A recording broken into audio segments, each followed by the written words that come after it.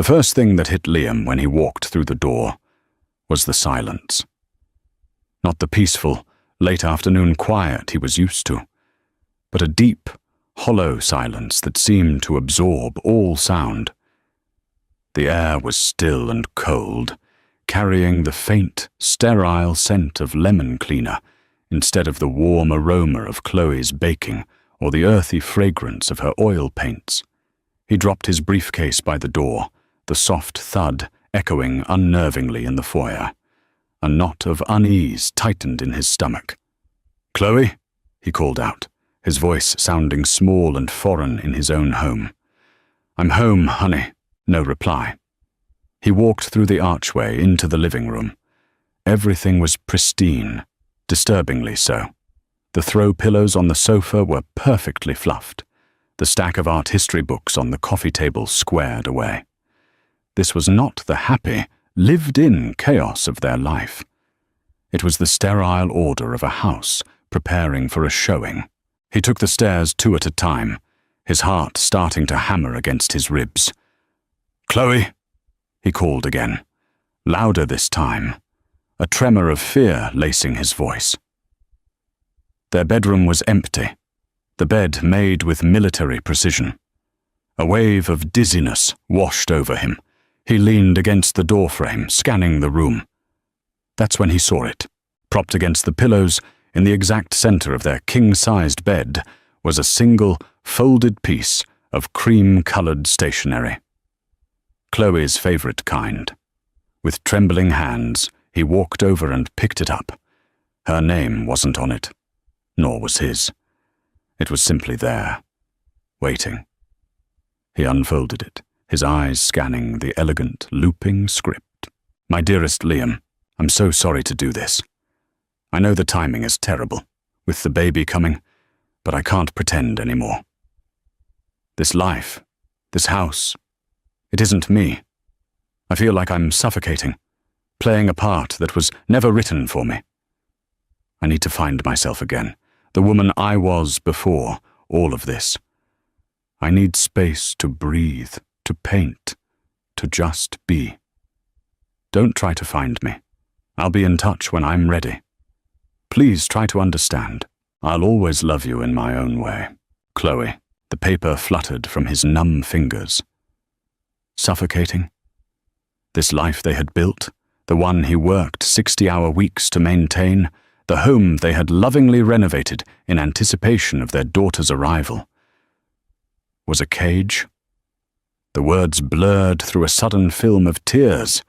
He stumbled back, his legs hitting the edge of an armchair, and sank into it. He looked around the room, at the half-finished mural of a moon and stars on the nursery wall, visible through the open door, at the sonogram picture taped to her vanity mirror, at the sheer emptiness of it all. 7 months pregnant. His wife was 7 months pregnant, and she had just walked away. The silence of the house was no longer hollow. It was screaming with betrayal, a sound only he could hear. The note was her voice, her words, her final, devastating judgment on their marriage. He buried his face in his hands, the carefully constructed world he called his own shattering into a million irreparable pieces. The police were polite, but unhelpful. Detective Miller, a man with tired eyes and a weary smile, read the note twice. "Mr. Hayes," he said, his tone gentle but firm, "your wife is an adult.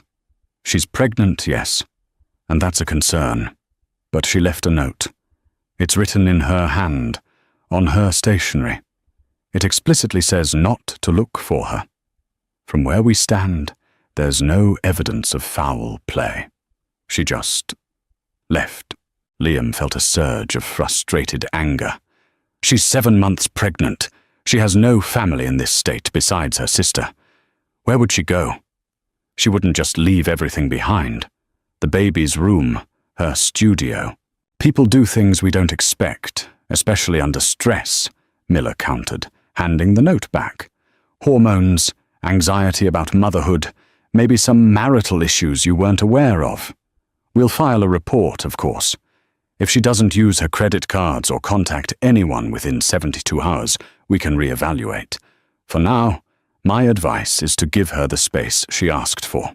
Space. The word felt like a slap. He wanted to scream that his unborn child didn't have space to be born on the street, but he just nodded, feeling the door to official help closing in his face. The next calls were even harder. First to his own parents, whose shocked grief quickly morphed into a barrage of frantic, unanswerable questions. Then to Chloe's sister, Maya. Maya answered on the second ring, her voice tight with alarm. "Liam, what's wrong? I've been trying to call Chloe all afternoon." He choked on the words. "She's gone, Maya." A sharp intake of breath on the other end. "Gone? What do you mean, gone? Like, to the store?" "No, she left. She packed a bag and left a note." He read the note to her, his voice breaking on the final line. There was a long, terrible silence on the line, punctuated only by a shaky sob. "Oh, Liam. Oh, God, no." Maya's voice was a whisper of pure devastation. I knew she was feeling overwhelmed. But I never thought. She said she was feeling a little trapped, that the mural wasn't coming out right. But I just thought it was pregnancy jitters. Her words were like small, sharp stones pelting his already bruised heart. She'd confided in Maya, but not in him. "She told you she felt trapped?" "Not in those exact words," Maya said quickly, as if backtracking. "More like anxious, worried she was losing her identity, you know, becoming just a mum. I told her it was normal. I told her you loved her." More sobbing. "I should have paid more attention. I should have called you." No, it's not your fault," Liam said, the words automatic. He felt a strange need to comfort her, the only other person who might understand the depth of this loss. In the days that followed, Maya became his rock. She came over with casseroles he couldn't eat, helped him field calls from concerned friends, and sat with him in the suffocatingly quiet house. She was a whirlwind of practical grief, her face a mask of worried sorrow. I checked her favorite retreats, the art colonies she used to go to upstate. Maya reported one evening, her brow furrowed with concern as she scrolled through her phone. Nothing. It's like she vanished into thin air. I hate this, Liam. I hate thinking of her out there alone, and pregnant. She looked at him, her eyes glistening. "Have you thought about what she wrote? About feeling suffocated?" Liam flinched. "I thought we were happy." Maya reached across the table and placed a hand on his. It was cool and steady. "You were. But Liam, you work so much. You're a wonderful provider. But you're gone before she wakes up and home, after she's already exhausted. Maybe she just felt lonely, like she was going through this huge life change all by herself." The accusation, gentle as it was, landed with the force of a punch. It was true. He had been pushing for a promotion, staying late, taking on extra projects to ensure they'd have a massive cushion when the baby arrived. He'd seen it as an act of love, of provision. Had she seen it as abandonment? Maya's words, born of sisterly concern, planted a seed of guilt that began to sprout, its thorny vines wrapping around his heart. He was the reason she'd left. He had driven his pregnant wife away through his ambition and neglect. The narrative was solidifying, and Maya, his caring, supportive sister-in-law, was the one cementing its foundation. He was the villain of this story. A week bled into 2. The initial frantic panic subsided, leaving a dull, chronic ache in its place. Liam moved through his days like a ghost in his own life, the silence of the house a constant, oppressive companion. He'd walk into the nursery and stare at the half-painted moon, his hand resting on the smooth wood of the empty crib. He was sleeping on the sofa, unable to bear the vast, empty space in their bed where Chloe should be. He found himself rereading the note, sometimes 10 or 20 times a day. He'd trace the letters with his finger, trying to feel her presence in the ink. But the more he read it, the more a strange dissonance began to hum beneath the surface of his grief. "I'll always love you in my own way." Chloe was passionate, direct. She wasn't one for qualifiers. She'd say, "I love you," or she wouldn't. The phrase felt constructed. It was the kind of thing one writes in a high school yearbook, not a goodbye letter to a husband. This life, this house, it isn't me. She had picked out this house. She had spent a year joyfully choosing paint colors, fabrics, and furniture. She loved their home. She called it their nest. Why would she suddenly describe it as a prison? These were small things, tiny threads sticking out from an otherwise smooth fabric of betrayal. He tried to dismiss them as the ramblings of a desperate mind trying to find an alternate reality. Maya was right. He had neglected her. His guilt was a powerful filter, coloring everything he saw. One rainy Tuesday, while aimlessly scrolling through his phone, he came across a photo from a few months ago. It was a selfie Chloe had taken in their yard. She was beaming, her hand cupping her small but growing baby bump. In the background, Maya was smiling over her shoulder, her arm wrapped around Chloe. He remembered that day. They had spent the afternoon planting a garden. He'd been on a conference call for most of it, watching them from his office window, feeling a pang of regret that he couldn't join them. He zoomed in on the photo. On Maya. Her smile didn't quite reach her eyes. There was something tight around her mouth, a flicker of an expression he couldn't name. He scrolled back further, through months of photos. Barbecues, birthdays, holidays. And in every picture, when she looked at Chloe, at their life, he saw it again. That faint, almost imperceptible shadow of... what? Resentment? Envy? He shook his head, disgusted with himself. Maya had been nothing but a saint. She was grieving for her sister, supporting him, holding him together. And here he was, manufacturing conspiracies out of a photograph, but the thread had been pulled. Later that week, he was cleaning out the fridge, throwing away the casseroles he'd never touched, when he found a container of Chloe's favorite lemon rosemary chicken. His throat tightened. He remembered the last time she'd made it, just 2 days before she disappeared. They'd eaten dinner on the patio. She had seemed happy, excited. She spent 20 minutes describing how she wanted to teach their daughter how to paint, how she couldn't wait to see the world through a child's eyes. These were not the words of a woman planning to flee. He sat down at the kitchen island, his mind racing, trying to stitch together the days before she left. Chloe had been a little quiet, yes, but she'd blamed it on being tired. Maya had come over the day Chloe disappeared. She'd said she was bringing some maternity clothes she'd found on sale. Liam had been at the office. He'd come home to the empty house just a few hours later. He remembered Maya's words on the phone. "I've been trying to call Chloe all afternoon. Why?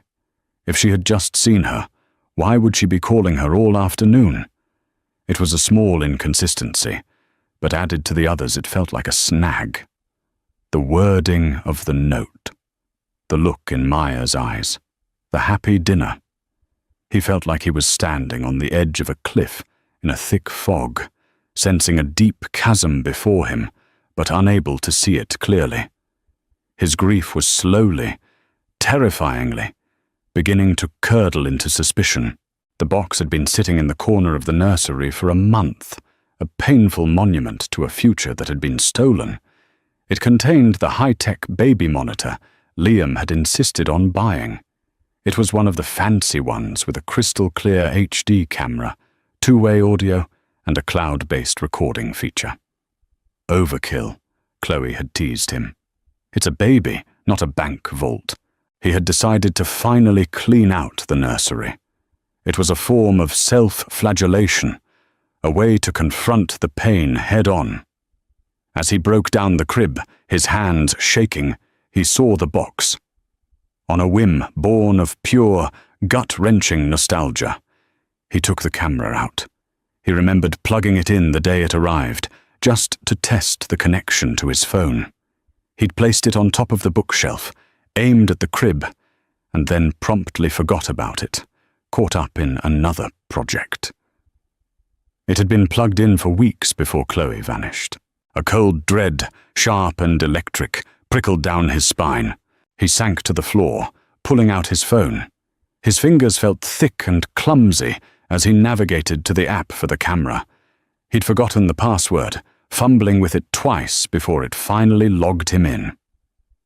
The app opened to a live view of the empty, half-dismantled nursery. He navigated to the event history.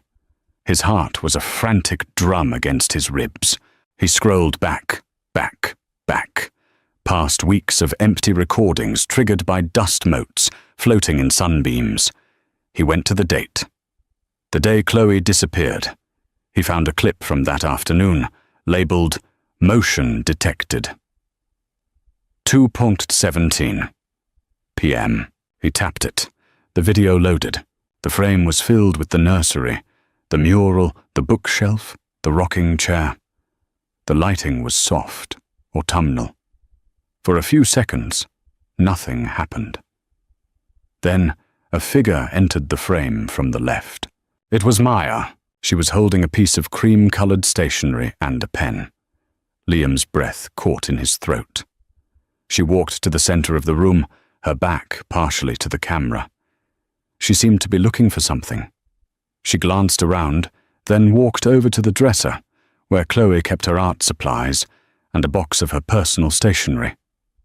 Maya paused, then walked back toward the center of the frame, but she didn't have the single sheet anymore. She had the whole box. She sat in the rocking chair, the one Chloe had spent a weekend refinishing. She placed the box of stationery on her lap, and then, with slow, deliberate movements, she began to write. Liam zoomed in, his hand trembling so violently he could barely hold the phone.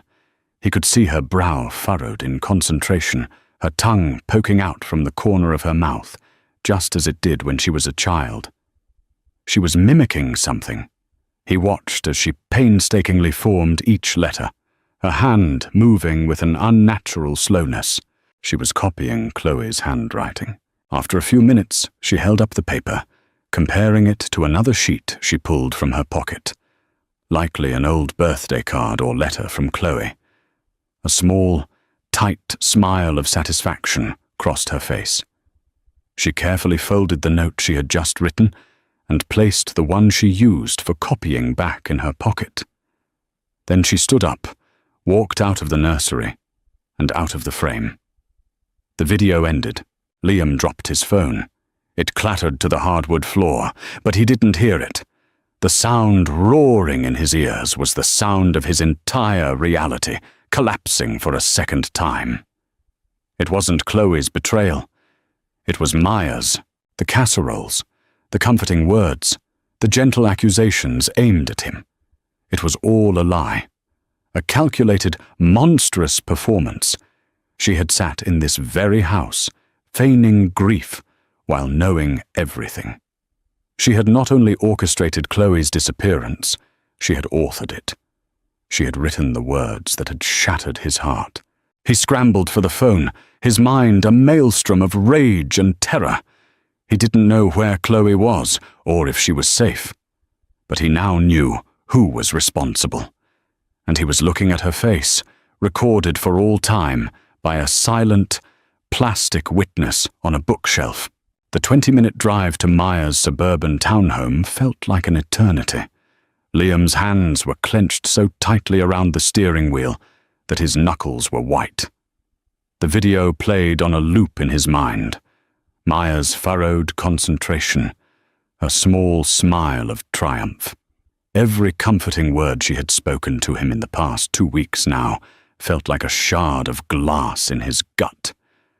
The rage was a physical thing, a hot, coiling serpent in his chest, so potent it almost choked him. He didn't bother knocking. He used the spare key Maya had given him in case of emergencies and burst through the door. She was in the kitchen, humming along to the radio as she chopped vegetables. She looked up, a bright, welcoming smile on her face. "Liam!" "What a surprise. I was just making some soup. I can pack some up for you." "Where is she?" he snarled. The sound that came out of him was guttural, animalistic. It was a voice he didn't recognize as his own. Maya's smile faltered. She placed the knife down slowly, her eyes wide with feigned innocence. "Where is who?" "Honey, what are you talking about? Are you okay?" "Don't you honey me," he spat, advancing on her. "Don't you dare. Where is Chloe?" "Liam, you're scaring me," she said, her voice taking on a wounded, trembling quality. "I don't know where she is. We've been over this. I wish I did, more than anything." "Stop lying," he roared, slamming his hand down on the butcher block counter.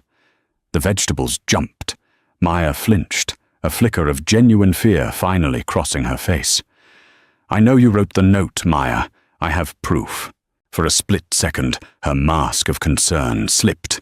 He saw it, a flash of pure, cold panic. But it was gone as quickly as it appeared, replaced by practiced indignation. "Proof?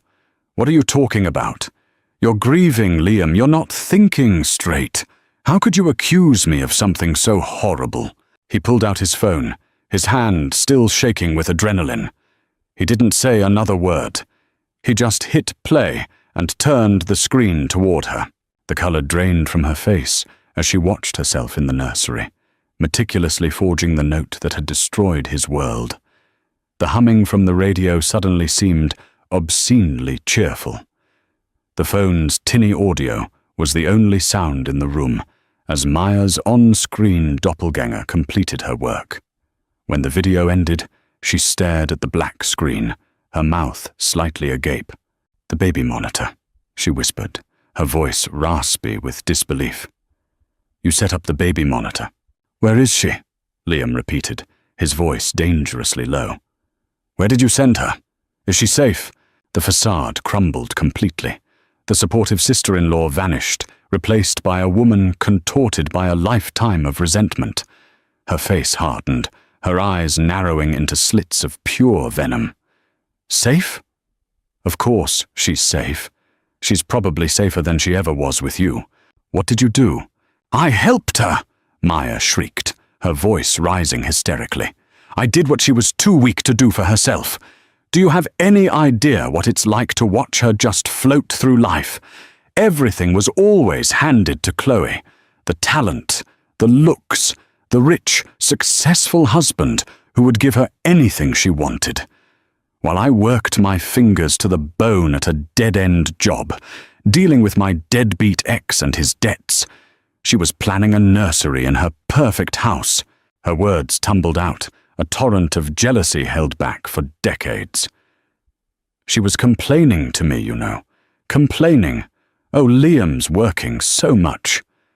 Oh, I'm so tired, I don't feel creative." She had everything, and she didn't even appreciate it. She was suffocating. I'm the one who has been suffocating. Liam stared at her, horrified. This was not about concern for Chloe. This was a coup. You manipulated her. You told her lies about me. "I told her the truth," Maya shot back, "that you were a neglectful workaholic who cared more about his blueprints than his pregnant wife. I told her she needed to get away, to a place where she could clear her head before the baby came.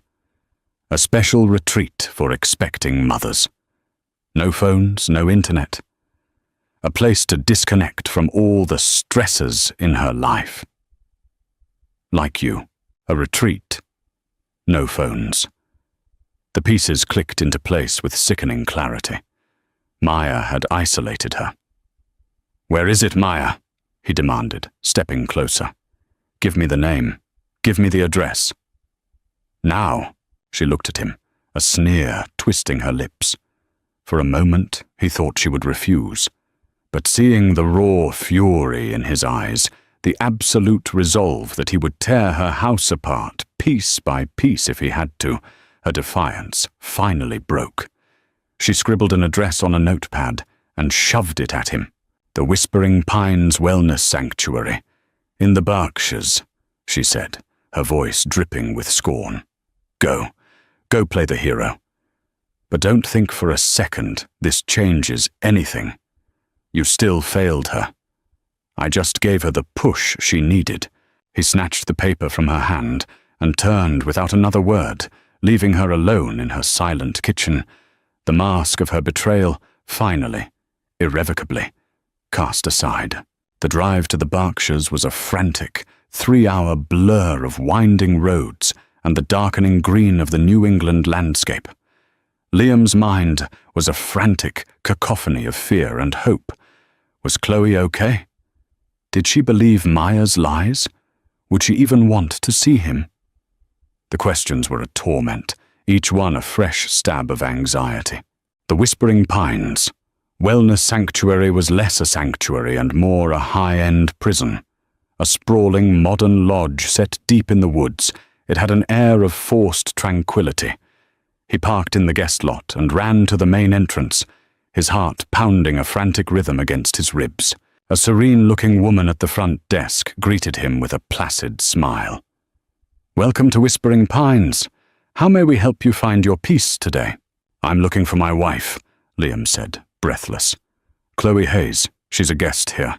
The woman's smile didn't waver. "I'm sorry, sir, but to maintain our guest's privacy and digital detox, we cannot confirm who is staying with us. All communication must be initiated by the guest upon their departure." "This is an emergency," Liam insisted, his voice rising. "Her sister sent her here under false pretenses.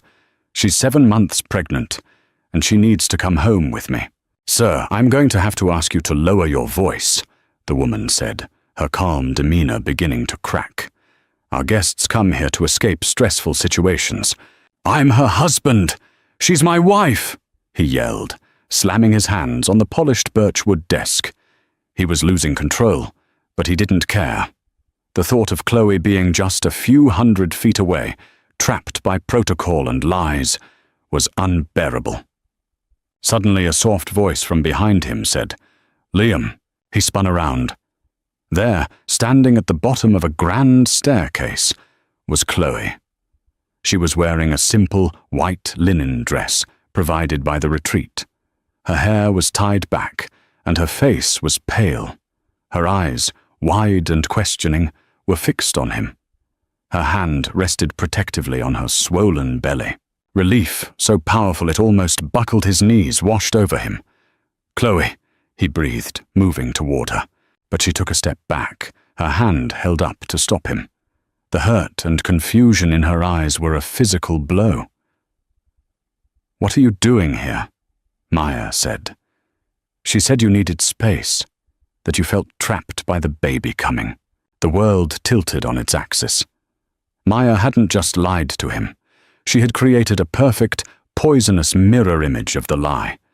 She had used Chloe's own anxieties and insecurities and turned them back on her, painting Liam as the one who wanted to escape. "No, Chloe, no," he said, his voice cracking. He stopped where he was, not wanting to scare her.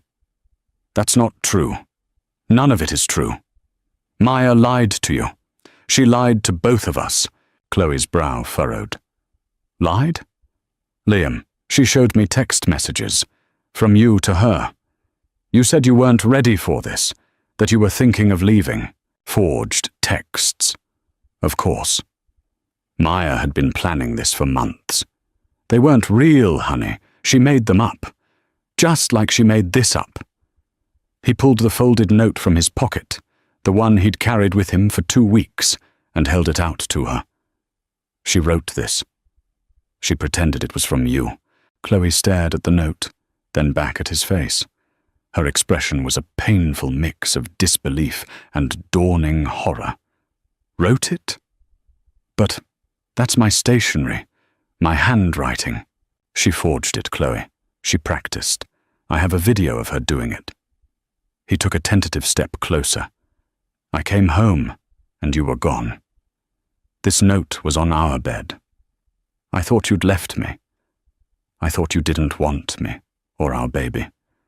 For 2 weeks I've been living in hell, thinking I drove you away."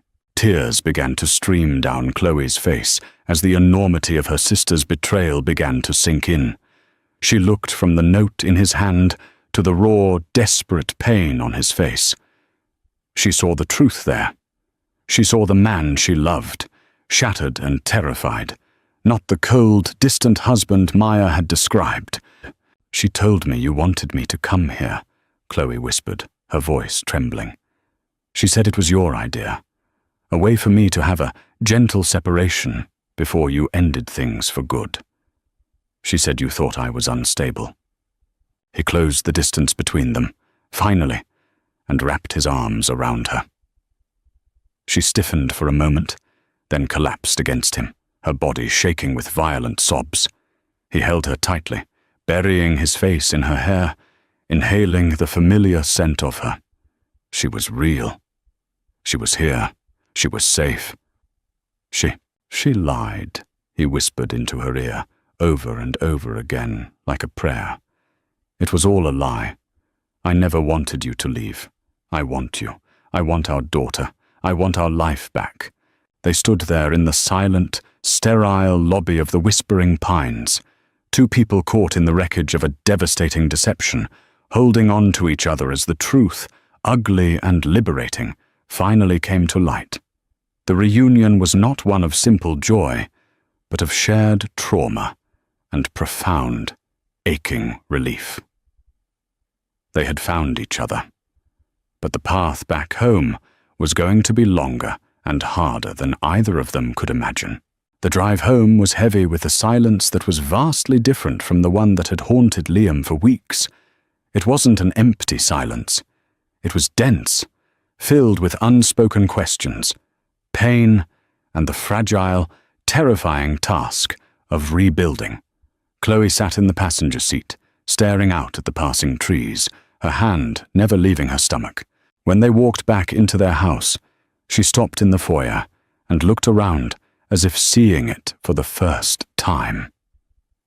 It was the same space she had left, but the emotional landscape had been irrevocably altered. Liam saw it through her eyes. The place where the lie began. The stage for her husband's imagined betrayal.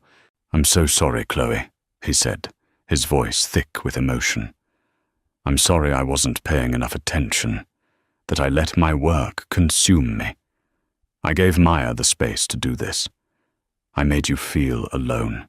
Chloe finally looked at him, her eyes red-rimmed and exhausted. "And I'm sorry I believed her," she said softly. "There was a part of me that knew it didn't sound like you, but I was so scared. I felt so big and clumsy and lost, and she knew exactly what to say. She used all my deepest fears against me, against us." That night, they didn't sleep. They sat at the kitchen table and talked for hours, the first truly honest conversation they'd had in a year. The carefully constructed walls they had built around their individual anxieties came tumbling down. Liam confessed the intense pressure he felt to be the perfect provider, a pressure that stemmed from his own father's financial failures. He admitted that he'd buried himself in work as a way to control his fear of not being good enough for her and their coming child. He had been so focused on building the scaffolding of their life that he had forgotten to live inside it with her. The power imbalance wasn't one of malice, but of neglect. He held the financial power, and in his obsessive focus on it, he had rendered her emotionally powerless. Chloe, in turn, shared the profound identity crisis that had been brewing within her. She confessed her terror of her art being subsumed by motherhood, of her name changing from Chloe the artist to simply Mom. She admitted that his long hours had made her feel like a secondary character in her own life, a ghost haunting the beautiful home he provided. Her vulnerability had been a fertile ground for Maya's poison. They talked about Maya. Chloe cried, not with the sharp grief of loss, but with the hollow ache of a deep, primal bond being severed. She was my big sister, she whispered, wiping away tears. She was supposed to be the one person in the world, besides you, who would protect me. How could she hate me that much? Hate us? Liam had no answers. He could only hold her hand and listen, feeling the shards of their broken trust beginning to knit back together. Not seamlessly, but into something new, a mosaic bonded by shared pain and a brutal, clarifying honesty. The next morning, Chloe walked into the nursery and stared at the unfinished mural. Liam stood in the doorway, watching her. She traced the outline of the pale, half-painted moon. "I couldn't finish it," she said, her back to him. Maya told me it looked amateurish, that pregnancy had probably dulled my talent. Liam's jaw tightened. The cruelty was bottomless. Chloe turned to face him, a flicker of her old fire in her eyes. "I'm going to finish it," she said, her voice quiet but firm. "And then I'm going to call her." Liam started to protest, to say he would handle it, but he stopped himself. This was her betrayal to confront, her power to reclaim. All he could do was stand by her. Later that day, she made the call. Liam sat beside her on the sofa, holding her hand as she put the phone on speaker. Maya answered, her voice syrupy sweet. "Chloe? Oh my God, is that you? Where are you? Are you okay? Liam has been going out of his mind." "I'm home, Maya," Chloe said, her voice steady and cold. "I'm home with my husband." There was a pause. Oh, good. I'm so glad he found you. I was so worried." "Stop it," Chloe said, her voice cutting through the facade. "Just stop. We know what you did. We know you wrote the note. We know you lied to me, and you lied to him. I have one question for you, Maya." "Why?" The silence on the other end stretched for an eternity. When Maya finally spoke, her voice was stripped of all pretense, leaving only the raw, ugly core of her resentment. "Because you didn't deserve it," she hissed. "None of it. And I wanted you to know what it felt like to be alone. To be left with nothing." Chloe closed her eyes, a single tear rolling down her cheek. She didn't scream or cry. She simply said, "Goodbye, Maya," and ended the call. She then blocked the number. It wasn't a dramatic showdown, but a quiet, decisive amputation, the severing of a gangrenous limb to save the whole. It was an ending, and a painful, necessary beginning. The weeks that followed were a study in quiet reclamation. The house, once a crime scene of emotional trauma, slowly began to feel like a home again. The work was not easy. It was a conscious, daily effort. For Liam, it meant fundamentally rewiring the habits of a lifetime. He delegated major projects at work, shocking his partners by leaving the office at 5 o'clock sharp every day. He started turning his phone off when he got home, trading spreadsheets for conversations. He learned the art of being present. He would sit in Chloe's studio, not talking, just watching her paint, breathing in the scent of turpentine and linseed oil. He learned that his presence was more valuable than any paycheck. He massaged her swollen feet, cooked her dinner, and read to her belly at night, his voice a low rumble against her skin. He wasn't just being a good husband. He was actively falling in love with his wife all over again, discovering the strong, resilient woman who had weathered a storm he had helped create. This was his redemption, not in a grand gesture, but in 1,000 small, consistent acts of attention and love. For Chloe, healing came with a brush in her hand. She returned to the nursery mural with a vengeance. The pale, hesitant moon she had abandoned was now transformed. She filled it with deep, vibrant craters of silver and gold.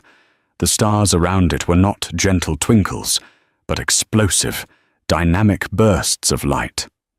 It was a cosmos filled with strength and resilience. Her art, which she feared losing, became the very tool of her salvation. It was how she processed the betrayal, the fear and the anger. They went to therapy together. In the neutral space of a therapist's office, they learned a new language for their fears and needs. They confronted the uncomfortable truth that Maya's attack had only been successful because there were already cracks in their foundation. They had been functioning as two separate entities under one roof, both lonely in their own way. The crisis had shattered that dynamic, forcing them to rebuild as a true partnership. One Saturday afternoon, as Chloe put the finishing touches on the mural, Liam came in with 2 cups of tea. He stood beside her, looking at the finished wall. It was magnificent. The moon seemed to glow with an inner light, and the stars pulsed with energy. In the corner, nestled among a swirl of nebulae, she had painted a tiny, perfect rendering of their house. "It's the most beautiful thing you've ever painted," he said, his voice thick with awe. "It's about resilience," she said, leaning her head against his shoulder. "It's about how the universe is made of chaos and explosions, but it still creates things of beauty. It holds itself together." He wrapped his arm around her, his hand resting on top of hers on her belly. Their daughter kicked, a strong, definitive thump against their palms. They both laughed, a genuine, easy sound that had been absent for too long. "She likes it," Liam whispered. "She'd better," Chloe smiled. "It's her view." There was no formal resolution with Maya.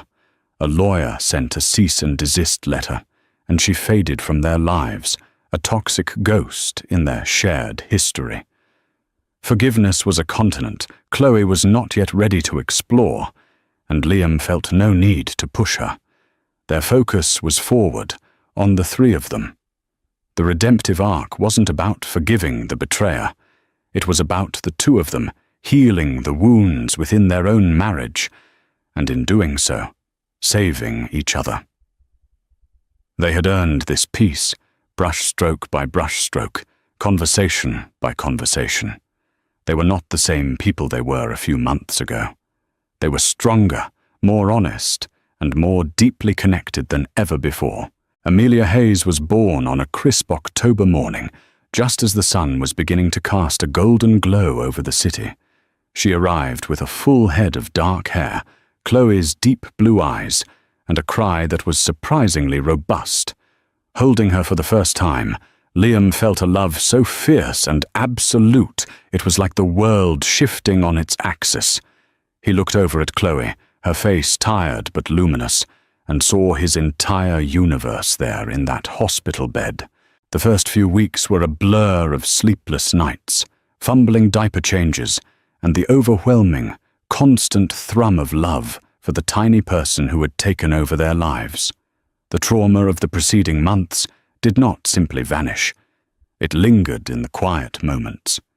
Sometimes, Liam would wake up in a cold sweat, the phantom image of the empty house flashing in his mind. Chloe, too, had moments where a shadow would cross her face, the echo of her sister's cruelty. But the presence of Amelia was a powerful antidote. Her needs were immediate and all-consuming, pulling them relentlessly into the present.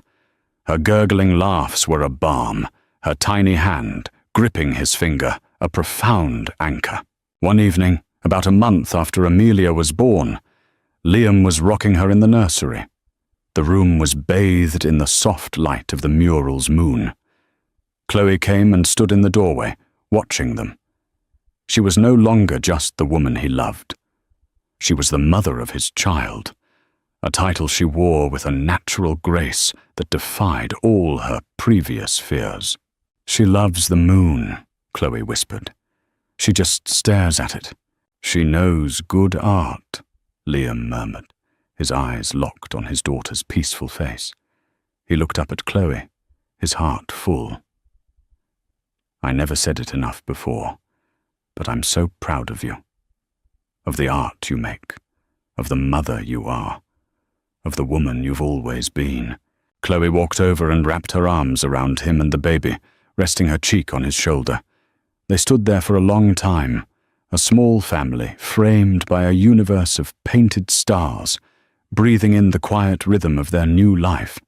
The scars of Maya's betrayal were still there, faint white lines on the fabric of their history, but they were no longer gaping wounds. They were proof of what they had survived. Their love story wasn't a fairy tale anymore, if it ever was. It was a real story, etched with pain, resilience, and a hard-won, beautiful truth. They had faced the absolute worst kind of deception, one that came from within their own family, and they had not only survived it, but had emerged with a bond that was stronger and more authentic than before. Holding his wife and daughter in the room that had once been the scene of a crime, Liam knew this was not a happy ending. It was something far better. It was a hopeful, honest beginning. Thank you for joining us on this emotional journey. The story of Liam and Chloe is a powerful reminder that sometimes the deepest betrayals come from those we trust the most, and that true redemption is found not in grand gestures, but in the quiet, daily work of showing up for the ones you love. It shows us that even when trust is shattered, a foundation can be rebuilt, stronger and more honest than before. If their story of resilience, love, and the fight for truth touched your heart, please take a moment to like this video and share it with someone who appreciates a story with real depth. And don't forget to subscribe to our channel and hit the notification bell for more powerful dramas that explore the complex realities of life and love. We'd love to hear your thoughts in the comments below. What part of their story resonated with you the most?